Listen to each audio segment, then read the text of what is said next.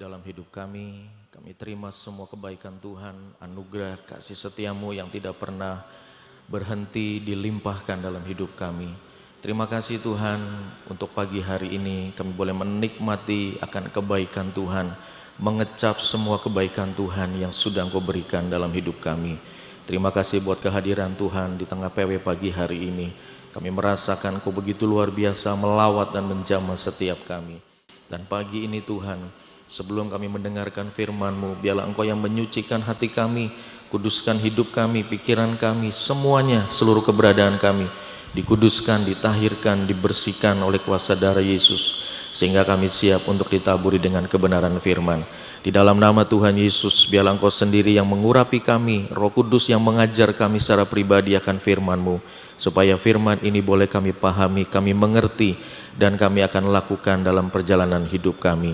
Terpujilah nama-Mu, urapi juga hamba-Mu, mampukan yang tidak punya kemampuan apa-apa selain kemampuan yang dari Tuhan, yang bisa memampukan hamba-Mu untuk menyampaikan firman ini. Terpujilah nama-Mu, segala hormat, pujian, dan kemuliaan hanya bagi nama Tuhan Yesus Kristus kami kembalikan semuanya. Haleluya, amin, amin. Shalom, selamat pagi Bapak Ibu yang ada di tempat ini dan juga saudara yang ada di rumah yang sedang streaming.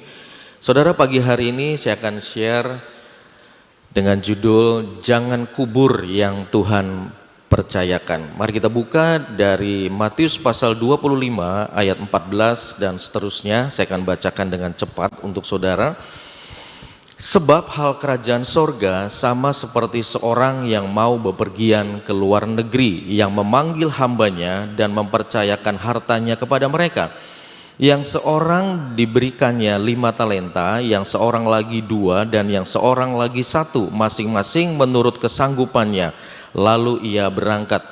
Segera pergilah hamba yang menerima 5 talenta itu, ia menjalankan uang itu lalu beroleh laba 5 talenta. Hamba yang menerima 2 talenta itu pun berbuat demikian juga dan berlaba 2 talenta. Tetapi hamba yang menerima 1 talenta itu pergi dan menggali lubang di dalam tanah lalu menyembunyikan uang tuannya. Lama sesudah itu pulanglah tuan hamba-hamba itu lalu mengadakan perhitungan dengan mereka. Hamba yang menerima 5 talenta itu datang dan ia membawa laba 5 talenta. Katanya, Tuan, 5 talenta Tuhan percayakan kepadaku, lihat aku telah beroleh laba 5 talenta. Maka kata Tuhan itu kepadanya, baik sekali perbuatanmu itu, hai hambaku yang baik dan setia. Engkau telah setia dalam perkara kecil dan aku akan memberikan kepadamu tanggung jawab dalam perkara yang besar. Masuklah dan turutlah dalam kebahagiaan Tuanmu. Lalu datanglah hamba yang menerima 2 talenta itu, katanya, Tuan, 2 talenta Tuhan percayakan kepadaku, lihat aku telah beroleh laba 2 talenta. Maka kata Tuhan itu kepadanya, baik sekali perbuatanmu itu, hai hambaku yang baik dan setia. Engkau telah setia memikul tanggung jawab dalam perkara yang kecil, aku akan memberikan kepadamu tanggung jawab dalam perkara yang besar. Masuklah dan turutlah dalam kebahagiaan Tuanmu. Kini datanglah juga hamba yang menerima 1 talenta itu dan berkata, Tuan, aku tahu bahwa Tuhan adalah manusia yang kejam, yang menuai di tempat di mana Tuhan tidak menabur, dan yang memungut dari tempat di mana Tuhan tidak menanam.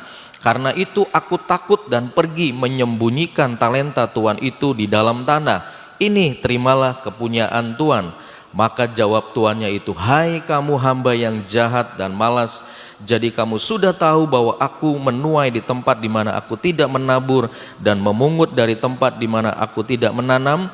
Karena itu sudahlah seharusnya uangku itu kuberikan kepada orang yang menjalankan uang, supaya sekembaliku aku menerimanya serta dengan bunganya. Sebab itu ambillah talenta itu daripadanya dan berikanlah kepada orang yang mempunyai 10 talenta itu. Karena setiap orang yang mempunyai kepadanya akan diberi sehingga ia berkelimpahan, tetapi siapa yang tidak mempunyai apapun juga yang ada padanya akan diambil daripadanya. Dan campakkanlah hamba yang tidak berguna itu ke dalam kegelapan yang paling gelap, di sanalah akan terdapat ratap dan kertak gigi. Saudara sudah tahu tentang talenta, saudara sudah sering baca atau mungkin juga sering mendengar perumpamaan tentang talenta. Kalau saudara membaca Matius pasal 25, saudara, perumpamaan talenta ini berada di tengah-tengah. Di antara Matius pasal 25 ayat 1 sampai 13 itu bicara tentang 5 gadis bijaksana dan 5 gadis yang bodoh yang menantikan kedatangan mempelai. Kemudian setelah itu perumpamaan talenta, dan kemudian selanjutnya pasal 31 dan seterusnya itu bicara tentang penghakiman terakhir. Saudara, hari ini Tuhan ingin bicara buat kita untuk kita mempersiapkan apa? Mempersiapkan kedatangan Tuhan. Makanya Tuhan mengajar kepada kita menggunakan perumpamaan talenta ini. Perumpamaan talenta itu bukan hanya bicara menemukan talenta, menemukan bakat. Ya, seringkali kita hanya bilang, oh talenta itu bakat, tapi hari ini mari kita lihat apa yang sedang kita persiapkan, apa yang sedang kita lakukan dengan sesuatu yang Tuhan percayakan, yang Raja di atas segala raja percayakan kepada kita. Sambil kita menanti kedatangannya, sambil kita menanti Tuhan Yesus datang yang kedua kali, Tuhan akan mempercayakan akan begitu banyak hal dalam hidup saudara dan saya. Dan hari ini mari kita belajar sama-sama. Saudara, dalam bahasa Yunani talenta itu ya talanton, ini tulisannya saudara ya, itu bicara tentang satuan berat, kemudian dikonversi dengan nilai uang. Satu talenta itu setara dengan 6.000 dinar. Nah, 1 dinar itu upah harian seorang buruh pada zaman itu. Jadi kalau seorang kerja diupah 1 dinar. Jadi 1 talenta itu kalau dikonversikan itu 6.000 dinar. Jadi kalau 1 talenta itu 6.000 hari kerja. 6.000 hari kerja. Kalau dibagi rata-rata orang Indonesia bekerja mungkin 23 atau 25 hari plus minus lah. Itu kalau 1 talenta itu untuk 20 tahun orang itu bekerja. Dirupiahkan 1 bulan misalnya UMR Cirebon anggaplah plus minus 3 juta saudara. Jadi kalau 1 dinar itu upah 1 hari itu kurang lebih 120.000 lah kurang lebih. Tinggal dikali 6.000, 720 juta kurang lebih. Itu 1 talenta saudara ya. Jadi bukannya kecil sebetulnya, gede ya. Nah, hamba yang menerima 1 talenta itu bukan dia menerima sedikit sekali. Jadi 1 talenta itu bicara tentang sesuatu yang dipercayakan Tuhan yang ukurannya juga besar. Kalau kita melihat hanya angka satunya, ya kecil sebetulnya. Tapi ketika itu dikonversikan, itu menjadi sesuatu yang sangat besar. Dan secara spiritual, secara rohani, talenta itu bicara apa sih? Talenta itu bicara semua hal yang Tuhan percayakan kepada kita, kepada manusia, kepada saudara dan saya, untuk apa? Untuk dikelola, untuk dikembangkan selama kita hidup di dunia. Selama kita ada di dunia, selama kita mengasihi Tuhan, maka Tuhan akan mempercayakan 1 atau mungkin 2 atau mungkin 5. Buat apa? Untuk saudara kembangkan, untuk saudara usahakan. Ayat 14 bilang begini saudara, sebab itu hal kerajaan sorga sama seperti seorang yang mau pergi ke luar negeri, yang memanggil hamba-hambanya dan mempercayakan hartanya kepada mereka. Jadi Tuhan memanggil saudara dan saya, kemudian saudara kan hamba Tuhan, hamba-hambanya dipanggil, dipercayakan. Jadi saudara itu bukan pemilik. Apa yang dipercayakan oleh Tuhan itu bukan milik saudara. Kalau saudara punya rumah hari ini, punya kendaraan, itu adalah kepercayaan Tuhan, berkat Tuhan yang Tuhan titipkan kepada saudara untuk saudara pelihara, untuk saudara gunakan, untuk saudara dan saya mengembangkan. Jadi jangan bilang, oh ini kan punya saya, ini kan karena saya bekerja, ini kan karena mobil kan usaha saya habis nabung, saya kerja keras. Kita diberikan tanggung jawab untuk apa? Mengelola, merawat, mengembangkan dengan penuh tanggung jawab. Makanya ketika Tuhan ini dia panggil hamba-hambanya, dia mempercayakan, bukan bilang begini, ini buat kamu ya, ini milik kamu ya. Tidak, tapi kata mempercayakan artinya titip. Nih ya, saya titip sama kamu karena saya percaya kamu orang baik, tolong titip, tolong jaga dengan baik karena saya mau pergi. Ayat 15 berkata begini, yang seorang diberi berapa? 5, yang seorang lagi 2, dan yang seorang lagi 1, masing-masing menurut kesanggupannya.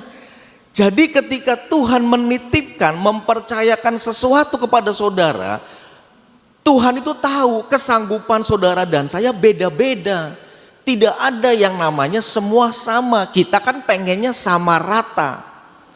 Kenapa? Karena kita hidup dalam budaya perbandingan. Kenapa dia dapat 5, saya dapat 2? Kenapa orang lain kok lebih pintar, saya kok biasa-biasa? Kenapa dia lebih kaya, kok saya lebih sederhana? Kok saya nggak kayak dia? Kok dia cakep, kok saya nggak cakep? Kok dia punya kedudukan tinggi, kok saya enggak? Kok dia dihormati, kok saya tidak dihormati? Karena kita selalu hidup membandingkan dengan orang lain, saudara. Tapi Tuhan berkata, Tuhan mempercayakan sesuatu sesuai dengan kesanggupannya. Jadi kalau saudara dipercayakan 1, ya itu karena Tuhan tahu saudara sanggup dengan 1. Kalau saudara dipercayakan lebih, artinya Tuhan juga mempercayakan lebih buat saudara. Tuhan tidak memberikan jumlah yang sama. Ada yang 5, ada yang 2, ada yang 1. Kenapa? Ya, karena Tuhan tidak meminta kita mempertanggungjawabkan apa yang diberikan kepada orang lain. Tuhan tidak mempertanggungjawabkan apa yang diberikan kepada Miss Ina misalnya. Karena yang Tuhan berikan itu kepada saya. Jadi Tuhan akan minta pertanggungjawabkan kepada saya. Tuhan meminta kita mempertanggungjawabkan apa yang Tuhan percayakan, yang Tuhan titipkan kepada saudara dan saya. Ada banyak hal yang Tuhan akan titipkan, kepercayaan, bukan hanya materi, bukan hanya uang. Nah itu yang saudara dan saya harus kembangkan dan pertanggungjawabkan. Gak usah ngurusin orang lain, gak usah bilang begini, kenapa dia kok lebih banyaknya, kenapa saya sedikit. Sama kan saudara kalau punya anak, coba saudara kalau punya anak yang SMA sama punya anak yang SD, ketika dikasih uang jajan sekolah, saya mau nanya, apakah sama? Kan mungkin tidak. Yang SMA dikasih 10.000, yang SD dikasih 5.000. Kenapa? Karena menurut kesanggupannya. Anak SD jajan 5.000 masih bisa beli jajanan. Anak SMA dikasih 5.000 cuma bisa beli minum. Nggak bisa beli makan, perutnya beda saudara. Menurut apa? Menurut kesanggupannya. Nah mari kita lihat hamba yang pertama dan hamba yang kedua. Ayat 16 dan 17. Segera pergilah hamba yang menerima 5 talenta itu. Dia menjalankan uang itu lalu beroleh laba 5 talenta. Hamba yang menerima 2 talenta itu pun berbuat demikian juga dan berlaba 2 talenta. Ketika hamba yang pertama dapat 5, hamba yang kedua dapat 2, dia nggak bilang begini, weh dapat 5, dapat 2, oke, ya sudah jalan-jalan dulu, santai-santai dulu, ya happy dulu, gampang nanti. Ya sudahlah kan hamba tuannya kan baru pergi, tenanglah baru pergi, nanti deh hari kedua, hari ketiga. Perhatikan ayatnya. Segera pergilah hamba itu. Jadi saudara, apa yang mereka lakukan 2 hamba ini, mereka segera pergi, segera bertindak, tidak nunggu, tidak melihat situasi, tidak melihat kondisi apakah baik atau tidak sekarang, ataukah nanti saja. Enggak.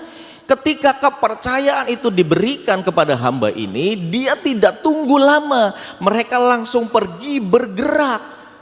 Kenapa? Saudara, kepercayaan talenta itu harus dipakai. Kepercayaan Tuhan harus segera dikembangkan, bukan cuma dikagumi. Wih, keren ya, waduh keren. Apalagi disimpan atau cuma dipamerin. Nih lihat nih, wah saya dipercaya jadi WL. Lihat nih, lihat jadi WL. Bukan saudara. Ketika saudara dipercayakan sesuatu, ketika Tuhan memberikan mandat buat saudara, segera bergerak, jalankan, kembangkan, mulai kerjakan setiap apa yang Tuhan percayakan, potensi yang kita miliki digunakan sekuat tenaga. Untuk apa? Untuk mengerjakan setiap yang Tuhan sudah titipkan buat saudara. Amin.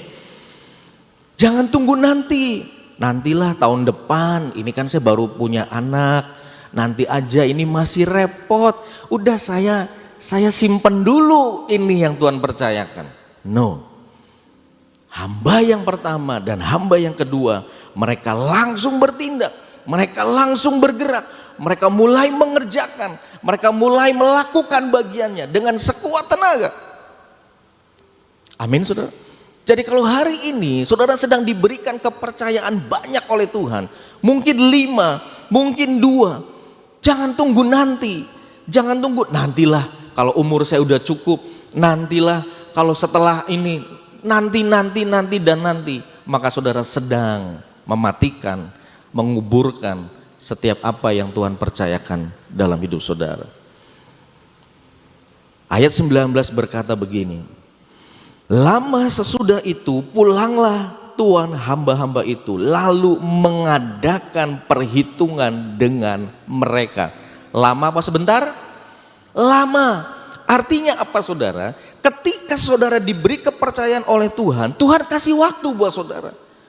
Setelah itu firman Tuhan berkata, mengadakan perhitungan dengan mereka. Mengapa Tuhan memberikan waktu yang cukup panjang, memberikan jeda waktu sekian lama? Karena Tuhan pengen lihat kesetiaan saudara. Saudara dan saya mengerjakan tanggung jawab apa tidak. Tuhan bisa percaya buat saudara lakukan apa saudara cuma pamer doang. Karena kesetiaan itu perlu waktu, betul? Gak ada menguji kesetiaan hanya dalam waktu 1 hari.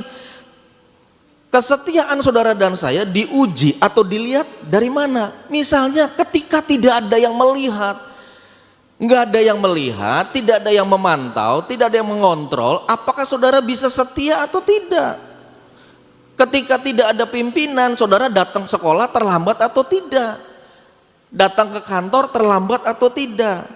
Ketika saudara tidak dihargai, tetap mau pelayanan atau mundur? Ketika tidak ada pujian, mau tetap maju melayani ataukah saudara mau cari yang lain? Ini ujian kesetiaan. Waktu akan menguji kesetiaan saudara dengan apa yang Tuhan percayakan. Ketika tidak ada applause buat saudara, ketika tidak ada standing ovation buat saudara, wih keren, apakah saudara akan tetap setia dengan apa yang Tuhan percayakan?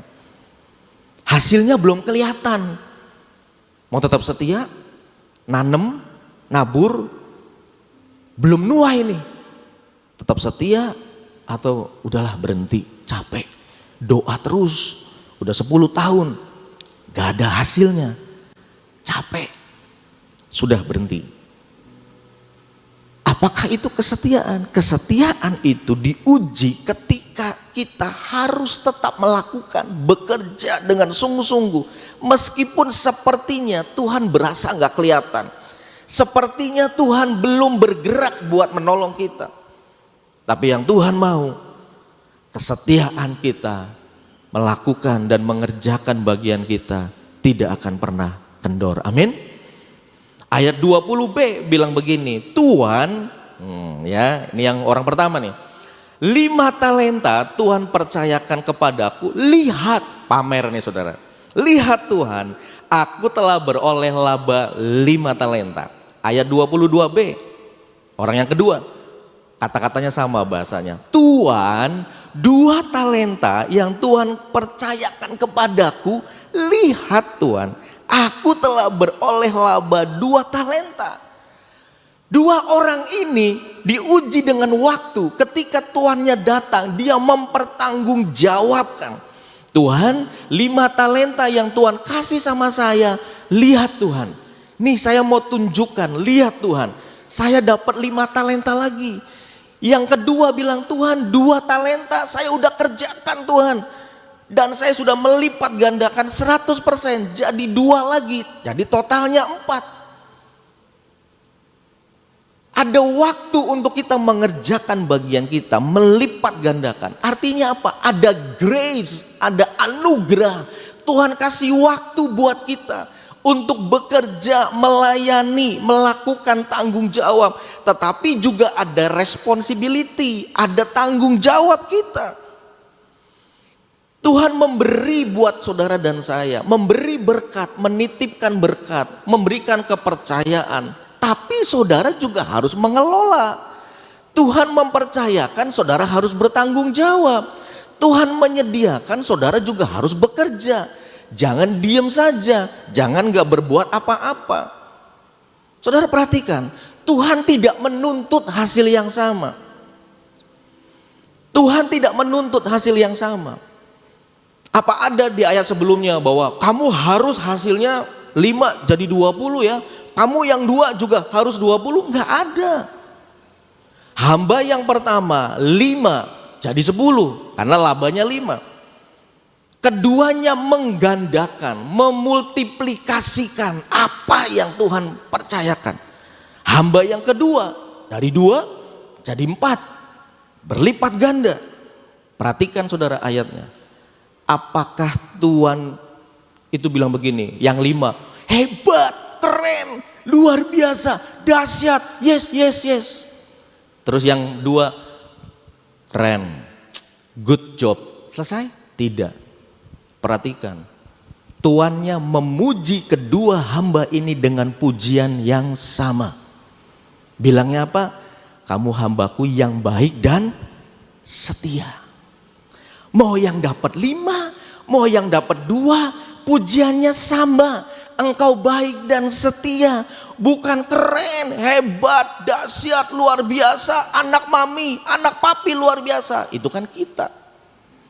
Kalau hebat anak papa, kalau jelek anak mama. Tuhan gak berikan itu. Tuhan bilang kamu hamba yang baik dan setia. Perhatikan ayat 21 dan 23. Maka kata Tuhan itu kepadanya, baik sekali perbuatanmu itu, hai hambaku yang hebat, yang keren, yang dahsyat. Bukan, hai hambaku yang baik dan setia. Ada kata baik dan setia. Engkau sudah setia dalam perkara kecil, aku memberikan kepadamu tanggung jawab dalam perkara yang besar. Masuklah dan turutlah dalam kebahagiaan Tuhanmu. Ini pujian kepada hamba yang 5. Dan yang 2, kamu adalah hamba yang baik dan setia. Kamu adalah hamba yang baik dan setia dengan perkara yang kecil. Masuklah dalam kebahagiaan Tuhanmu. Pada akhirnya saudara dan saya, kita akan ketemu bersama dengan Tuhan kita dalam kebahagiaan. Ketika Tuhan nanti menjemput kita, apakah Tuhan akan berkata buat saudara dan saya, hai hambaku yang baik dan setia. Manusia jarang memberikan pujian baik dan setia. Manusia memberikan pujian hebat, keren, good job, dahsyat, the best. Tapi Tuhan memberikan pujian kepada 2 hamba ini. Kamu adalah hambaku yang baik dan setia. Apa upahnya? Masuklah dalam kebahagiaan Tuhanmu. Saudara jangan punya mental keinginan untuk lebih hebat dari orang lain. Jangan kita merasa bahwa oh kita harus bersaing, oh kita harus mengalahkan ini, saya harus jadi nomor 1, saya harus lebih hebat. Bersaing itu boleh-boleh saja, berkompetisi boleh untuk memberikan semangat. Tapi jangan sampai karena kita pengen jadi yang terbaik, jadi nomor 1, kemudian kita melakukan banyak hal yang gak baik saudara. Menjadi seorang guru tidak harus menjadi seorang guru yang terbaik di dunia. Kalau kita mengejar itu boleh gak? Ya boleh-boleh saja. Tetapi bukan itu tujuan kita. Tidak harus menjadi guru yang terbaik di dunia. Menjadi pemimpin tidak harus menjadi pemimpin yang terkenal di seluruh dunia. Menjadi gembala tidak harus menjadi gembala yang terkenal di mana-mana, di medsos, di TikTok, enggak harus saudara. Menjadi pelayan Tuhan tidak harus memiliki pelayanan yang besar dari ujung ke ujung. Tetapi Tuhan tidak membandingkan pekerjaan saudara dengan pekerjaan orang lain. Kalau ada orang lain lebih maju, lebih hebat, kita bersyukur. Kalau saudara dipercayakan mungkin hanya di Cirebon saja, ya bersyukur, kerjakan, lakukan dengan setia. Jangan pengen kayak orang lain. Kalau yang lain TikTokan, wah saya juga harus TikTokan. Jangan-jangan supaya saya lebih terkenal kayak dia TikTokan. Wah dia TikTokan loh, followernya banyak. Mulai bikin TikTok. Kemudian ketika TikTokan followernya gak banyak-banyak, stres. Kok gak banyak-banyak? Mulai japri ke semua teman. Tolong di follow ya, tolong di follow saudara. Supaya apa? Ya sama saudara. Saya juga guyonan sama sekolah. Saya bilang, ayo dong guru-guru kasih tahu ke orang murid untuk follow Instagram. Kalau nggak follow Instagram, SPP-nya naik. Iya kan? Kan kita begitu saudara. Kita mengejar sepertinya bahwa ukuran kita itu lewat follower. Ya, kalau saudara di rumah makan pengen dapat diskon, salah satunya kan suka disuruh follow kan? Follow dulu, klik follow, oh follow, diskon 10%. Nanti setelah itu di unfollow lagi saudara. Iya kan? Gak usah memikirkan itu saudara. Tuhan melihat kesetiaan kita, amin, terhadap apa yang Tuhan percayakan, terhadap apa yang Tuhan titipkan buat saudara. Kalau ada orang dipakai Tuhan luar biasa, itu memang jatahnya, itu tanggung jawabnya, itu yang Tuhan percayakan. Kalau saudara diperkarakan perkara yang kecil, pelayanan yang sederhana, kerjakan saja. Pada akhirnya kita akan ketemu dengan Tuhan dan Tuhan akan berkata kepada saudara dan saya, hai hambaku yang baik dan setia. Mau saudara punya 2, mau saudara punya 5, tetap Tuhan berkata, hambaku yang baik dan setia. Upahnya sama, masuklah ke dalam perjamuan. Pada saatnya nanti kita akan terima itu. Nah bagaimana hamba yang ketiga saudara? Matius 24 ayat 24 maksudnya. Kini datanglah juga hamba yang menerima 1 talenta. Dan berkata, Tuhan, aku tahu bahwa Tuhan adalah manusia yang kejam. Lihat saudara ya, yang menuai di tempat di mana Tuhan tidak menabur dan memungut dari tempat di mana Tuhan tidak menanam. Karena itu aku takut dan pergi menyembunyikan talenta Tuhan itu di dalam tanah. Nih, terima kepunyaan Tuhan, dibalikin lagi 1 talenta. Ya. Kenapa hamba yang ketiga bisa berkata begitu? Karena dia punya cara pandang melihat tuannya sebagai Tuhan yang kejam, Tuhan yang menuntut, tidak adil. Kenapa yang lain diberi 2, diberi 5, kenapa saya 1? Ini gak adil, Tuhan kejam. Dia melihat tuannya sebagai sosok pribadi yang tidak baik saudara.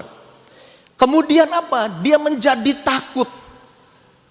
Ketika dia takut, maka matilah semua potensi, matilah semua keinginan, tidak berfungsi semua gairah untuk mengembangkan apa yang Tuhan percayakan. Dan dia menjadi pasif, tidak mau bergerak, tidak mau pergi, tidak mau mengerjakan. Dan apa yang dilakukan? Dia menyimpan, dia mengubur apa yang Tuhan titipkan kepada dia.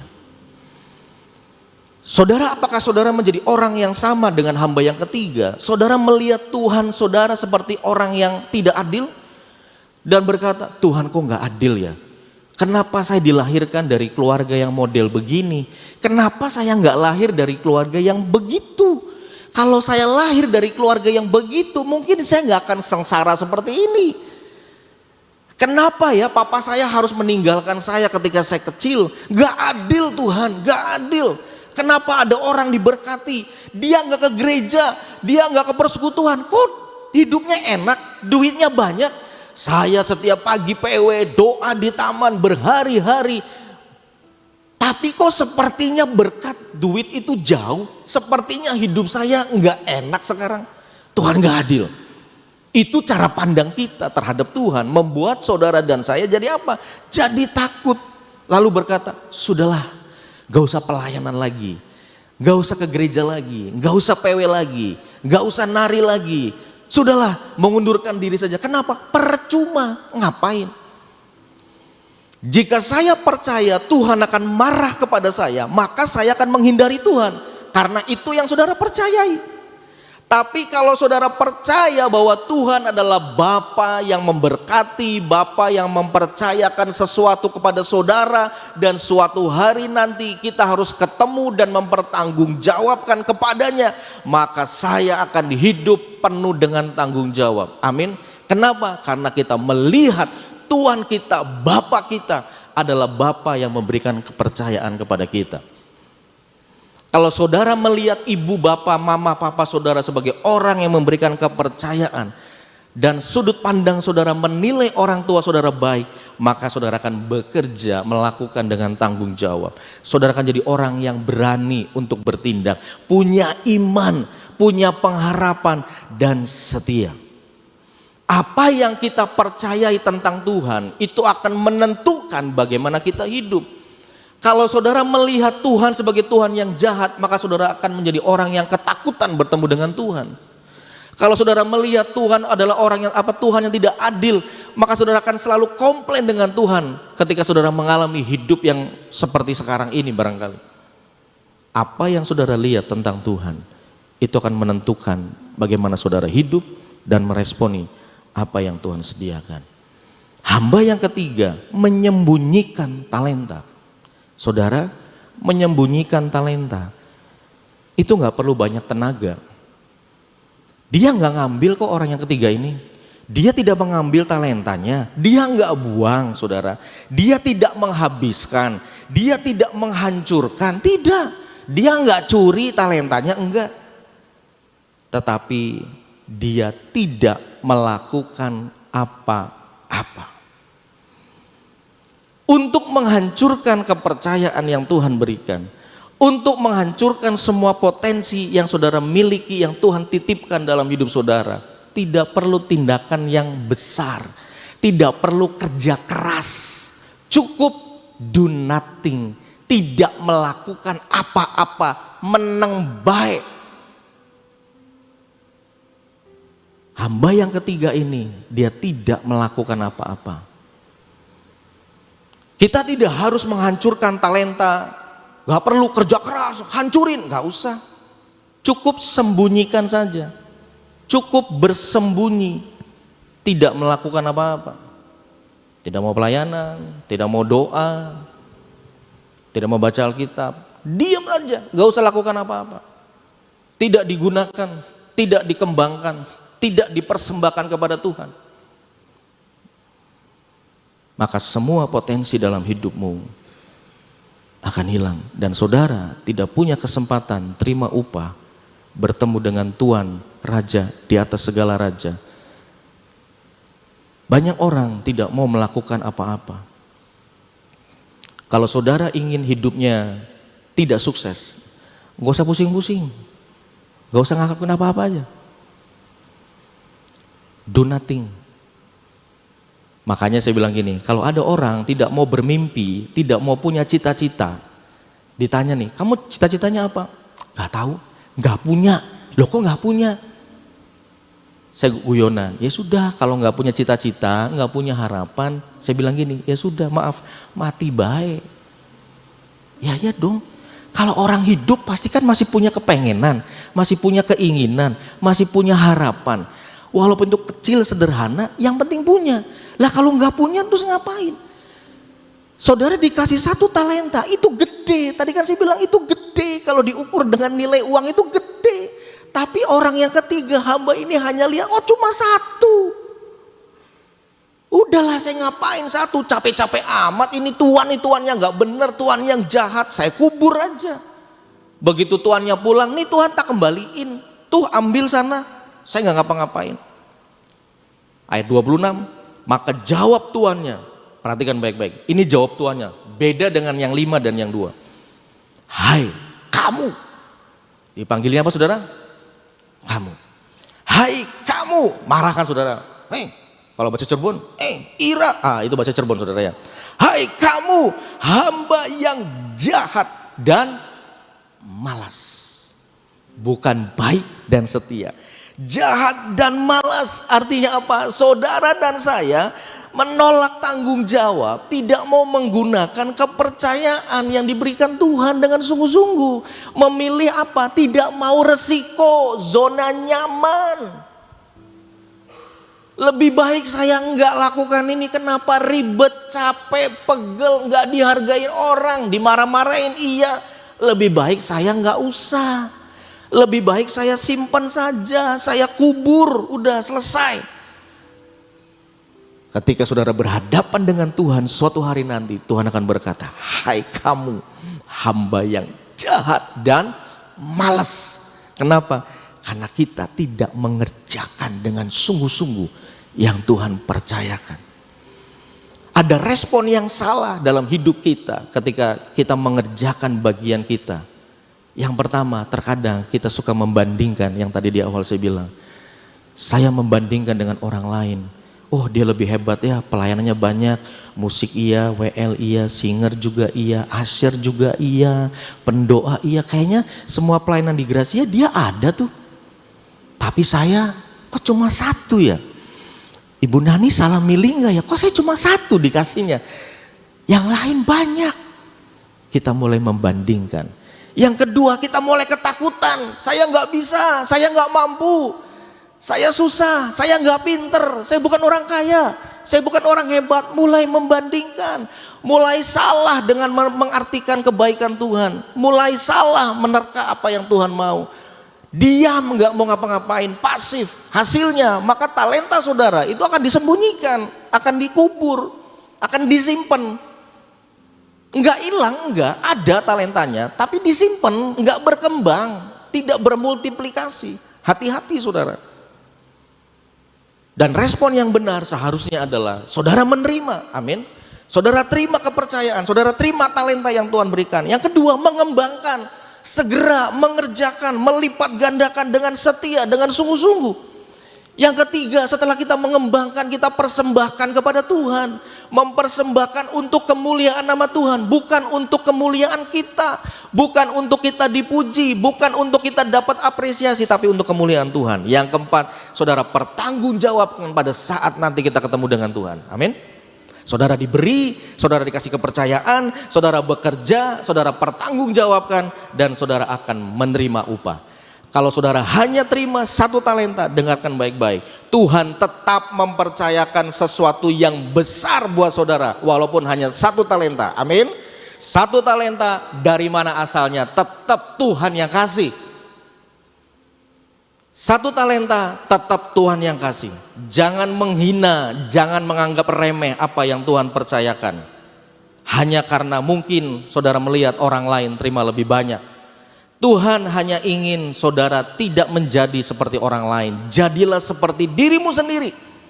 Kalau saya jadilah diri saya sendiri. Saya nggak perlu jadi seperti Miss Ina, saya nggak perlu jadi seperti misalnya Ibu Nani. Jadilah seperti diri kita sendiri. Dengan apa? Dengan yang Tuhan sudah tetapkan. Kita dipanggil untuk menjadi versi yang paling setia dari diri kita. Ya, kesetiaan kita tidak perlu panggung besar, tidak perlu dipamerkan, tidak perlu tunggu tepuk tangan orang. Setia lakukan. Jika saudara diberi hanya satu talenta, apa yang akan saudara dan saya lakukan? Jika kita dengan satu talenta yang Tuhan percayakan mengerjakan dengan sungguh-sungguh, maka pujian yang sama dengan yang dua hamba tadi, tuannya akan berkata, baik sekali perbuatanmu itu, hai hambaku yang baik dan setia. Masuklah dan turutlah dalam kebahagiaan Tuhanmu. Kalau hari ini mungkin Tuhan percayakan hanya sedikit, tapi ketika saudara kerjakan dengan sungguh-sungguh, Tuhan akan berkata, baik, kamu hambaku yang baik dan setia. Jangan sibuk ngurusin ngitung berapa talenta, berapa pelayanan yang saudara lakukan. Jangan sibuk ngitung orang lain kok lebih banyak. Enggak usah ngitung orang lain, enggak usah pikirin orang lain. Yang perlu kita lakukan adalah pastikan talenta yang Tuhan percayakan kepada saudara dan saya tidak sedang dikubur.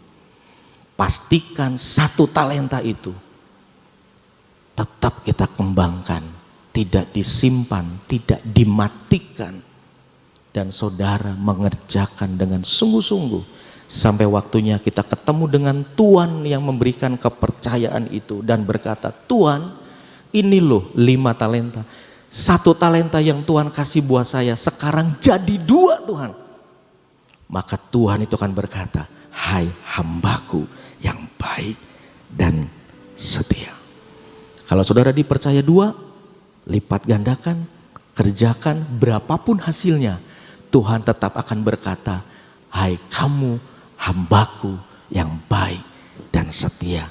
Karena Tuhan tidak mengukur saudara hasilnya berapa. Yang penting Tuhan melihat pekerjaan saudara, semangat saudara, kesetiaan saudara, mengembangkan semua yang Tuhan percayakan. Dan itu menjadi berkat buat kemuliaan nama Tuhan. Tuhan Yesus memberkati saudara. Amin. Sudah cukup jelas dengan apa yang diterangkan. Jadi apa yang menjadi suatu yang saya mau sampaikan, belajar bersyukur dan bertanggung jawab.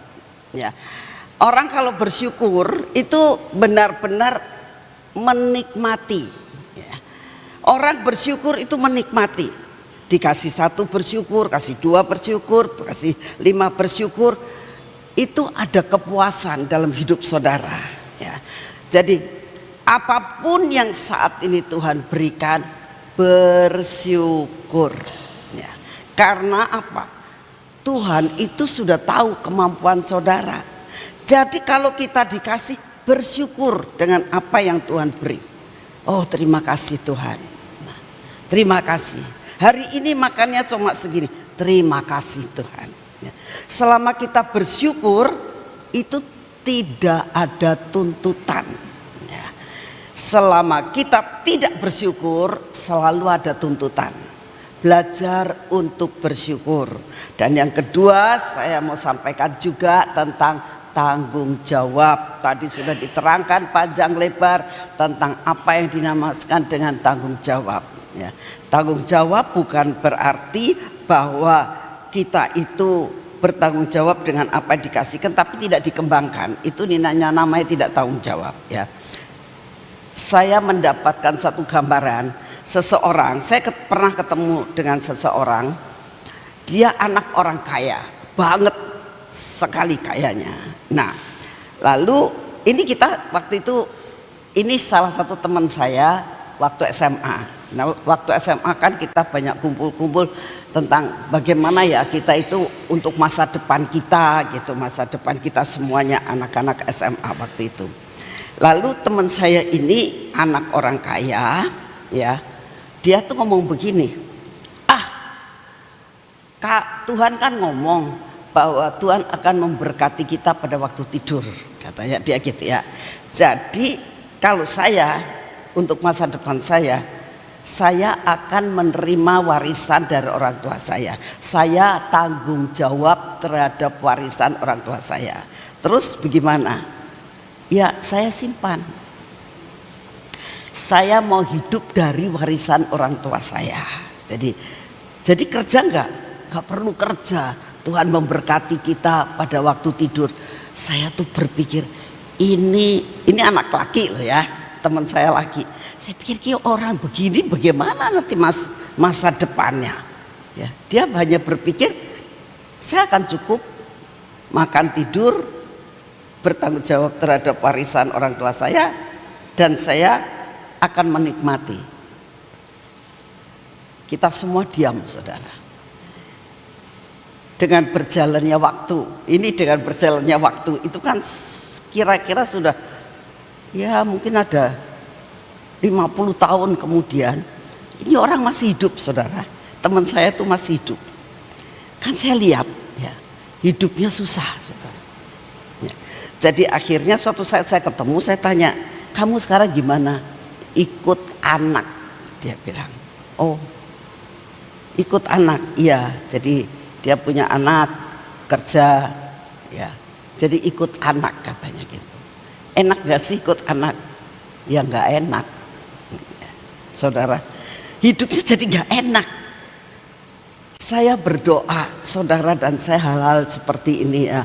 Belajarlah kita bertanggung jawab seperti yang tadi sudah diuraikan. Tapi yang pertama, belajarlah bersyukur dengan apa yang Tuhan tentukan menjadi bagian saudara dan saya. Mari kita berdoa. Terima kasih ya Tuhan, kami sungguh mengucap syukur untuk hari ini. Terima kasih untuk hari terakhir dari minggu ini. Kami boleh belajar bersama-sama dengan Engkau. Kami boleh menikmati pujian dan penyembahan. Kami boleh berada di tempat-Mu ini Tuhan, di rumah-Mu Tuhan. Rumah yang menyediakan makanan, rumah yang menyediakan sumur yang bisa kita timba dan kita nikmati, kesegaran yang daripadamu, air hidup yang daripadamu. Terima kasih Bapa untuk segala sesuatu yang Kau berikan buat kami. Dan saat ini ya Tuhan, kami datang di hadapan-Mu, kami tetap berdoa Tuhan, mendukung akan bangsa dan negara kami ini. Tuhan, tolong bangsa ini, tolong Tuhan, lepaskan daripada kehancuran, lepaskan daripada segala sesuatu ketidakpastian yang seringkali banyak sekali yang merasakan ketidakpuasan, sehingga mengakibatkan banyak gejolak-gejolak yang ada dalam negara kami ini, terutama menjelang 17 Agustus ini. Bapak, kami doakan saat ini, tolong Tuhan, apapun yang Kau izinkan terjadi, biarlah segala sesuatu tidak akan menghancurkan bangsa ini. Engkau yang akan terus menolong Tuhan. Kau turunkan damai sejahtera-Mu buat bangsa ini. Semua roh ketidakpuasan, segala roh pemberontakan, segala roh-roh yang tidak percaya kepada pemerintah dan sebagainya, semua orang-orang yang mendapatkan hak bagian yang merasakan ketidakpuasan dengan semuanya ini, tidak puas dengan kebijaksanaan dari pemerintah, tidak puas dalam segala-galanya. Tuhan, kami hanya minta pada hari ini, tenteramkan akan bangsa ini. Turunkan damai sejahtera-Mu buat bangsa ini. Beri roh kesadaran Tuhan, bahwa semua yang mereka lakukan itu menghancurkan akan negara sendiri Tuhan. Kami tetap berdoa, beri kekuatan untuk Bapak Presiden dan Wakil Presiden untuk dapat mengatasi segala kemelut yang ada. Beri roh kebijaksanaan, tolong Tuhan, berikan hikmat, berikan kesabaran. Semua peraturan-peraturan yang bersimpang siur, ini pun kami minta Engkau yang akan meluruskan semuanya. Biarlah Kau beri hikmat untuk Bapak Presiden kami, untuk dapat menentukan segala sesuatu seperti yang Engkau mau. Terima kasih ya Bapak, terima kasih untuk semuanya. Segala bencana-bencana alam yang bakal terjadi, kami minta Engkau yang akan membuat minimal. Saat ini kami berdoa untuk anak-anak-Mu dimanapun mereka berada, baik di dalam maupun di luar negeri. Engkau yang akan memberi perlindungan dan keluputan dimanapun mereka berada. Apabila semua bencana ini terjadi, luputkan akan anak-anak-Mu ya Tuhan, sehingga mereka dibedakan dengan yang lain. Terima kasih untuk semuanya. Kami tetap mau berdoa, biarlah kami tetap percaya penuh kepadamu, bertanggung jawab untuk apa yang Kau percayakan kepada kami, dan bersyukur dengan apa yang menjadi jatah kami. Terima kasih untuk kasih setia-Mu. Engkau baik untuk kami. Kami minta kekuatan, kami minta kesehatan, kami minta daya tahan tubuh, Kami minta perlindungan yang daripadamu pada hari ini. Semua masalah kami persembahkan kepadamu. Kami tahu Engkau punya rencana yang luar biasa atas hidup kami. Terima kasih untuk semuanya. Kami tetap berdoa untuk penginjilan Tuhan. Biarlah penginjilan sampai ke ujung bumi. Kami terus akan berdoa untuk setiap media yang dipakai. Tolong Tuhan, semua media yang dipakai dalam bentuk apapun nyampai kepada telinga-telinga yang membutuhkan keselamatan. Terima kasih untuk semuanya. Segala pujian, hormat, syukur kami naikkan di hadapan-Mu karena kami percaya Engkau satu-satunya yang dapat menyelamatkan kami.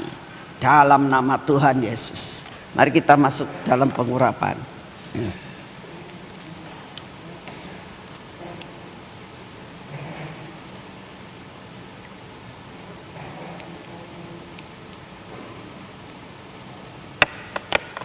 Dalam nama Tuhan Yesus. Bapak, terima kasih. Engkau Bapa yang luar biasa atas hidup kami. Selalu menyediakan kebutuhan dari setiap anak-anak-Mu. Kami butuh perlindungan, kami butuh pengurapan, dan Engkau menyediakan minyak ini. Terima kasih Tuhan. Biarlah perlindungan yang daripada-Mu supranatural boleh terjadi atas hidup kami. Dalam pekerjaan, dalam tindakan, dalam berkata-kata, dalam melihat dan mendengar. Di dalam nama Tuhan Yesus. Biarlah mata kami terus tertuju kepadamu. Telinga yang mendengar akan apa yang Engkau mau. Bibir mulut yang terus dikuasai dengan hikmat yang daripadamu. Tolong Tuhan hati kami, supaya hati kami tetap melekat kepadamu dan melakukan apa yang Engkau mau. Lepaskan kami, kikis habis semua yang tidak baik dalam hidup kami Tuhan. Kami benar-benar mau menjadi pohon zaitun dan buahnya yang siap diproses dan diperas untuk menghasilkan minyak yang lebih baik. Berkati kaki tangan kami Tuhan, supaya tangan kami hari ini bekerja dengan benar dan menerima hak bagian kami yang menjadi berkat yang Kau sediakan buat kami. Berkati kaki kami supaya berjalan dalam jalan-Mu Tuhan, tidak menyimpang daripada apa yang sudah Kau tentukan dalam hidup kami. Terima kasih untuk kasih setia-Mu. Segala pujian, hormat, syukur kami naikkan di hadapan-Mu karena kami tahu Engkau Bapa yang luar biasa. Dalam nama Tuhan Yesus kami sudah berdoa. Amin.